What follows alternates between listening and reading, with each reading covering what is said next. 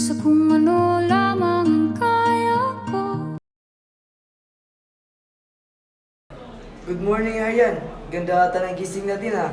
Palagi namang masigla yan pagpapasok. Ewan ko ba, parang di na-stress sa klase. Ganyan talaga pag matalino. Paano naman tayong audience lang tuwing recognition? Sira, masaya kaya ang mag-aral. Araw-araw marami tayong matutunan. O, Rhea, ayos ka lang ba? Ano ba yan? Parang panda yung mata mo. Stress na stress eh. Kinakabahan kasi ako sa magiging grades ko sa Pilipino. Ang bababa kasi ng mga scores ko tuwing pagsusulit. Matalino ka naman tao, Rhea. Wala ka nang dapat pang ipag-alala. Oo nga. At kung talagang nahirapan ka, pwede ka naman magpatulong sa amin. Masyado lang ako nape-pressure at ayoko makadisturbo sa inyo. Hindi lang naman ako ang estudyante dito. Alam kong nahihirapan din kayo. Handa pa rin kami tumulong para sa ANPAT. Naging magkaibigan tayo kung nahihiya ka lang naman sa amin. Tandaan mo lang, Rhea, ang pagsusulit ay sumusuka sa ating kaalaman sa isang aralin. Huwag mong tingnan ito bilang pagsubok. Dahil matatagalan ito sa isip mo at lalo kang mahihirapan. Tama. Isang pagkakataon ito para ipakita ang iyong mga natutunan. Gusto mo bang tulungan ka namin? Magtulungan tayo. Gusto ko yan. Sabay-sabay tayo mag-aral para sa darating na final exam. Sabay-sabay din tayong papasa. Kami rin! Kada langhap sa hangin, pansin ko na lagi na lang usok.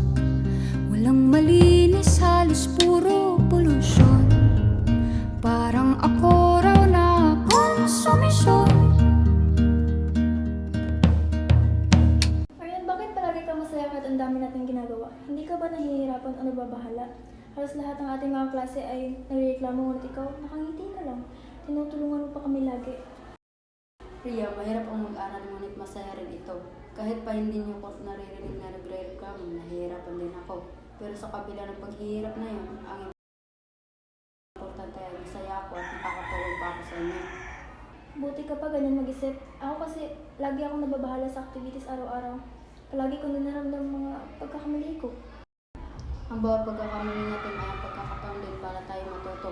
Ang mahalaga ay hindi ka sumusuko at patuloy ka lang magsusumikap. Tama ka, salamat ha. Pinapagaan mo ang loob ko.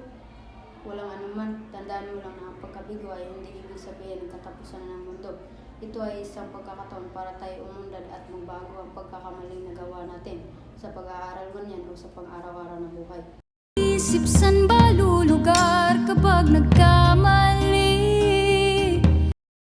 Sa wakas, natapos din. Kahit anumang kalalabasan ay tatanggapin ko ng buong-buo. Ang importante ay ginawa ko ang best ko. Buti naman, nakangiti ka na.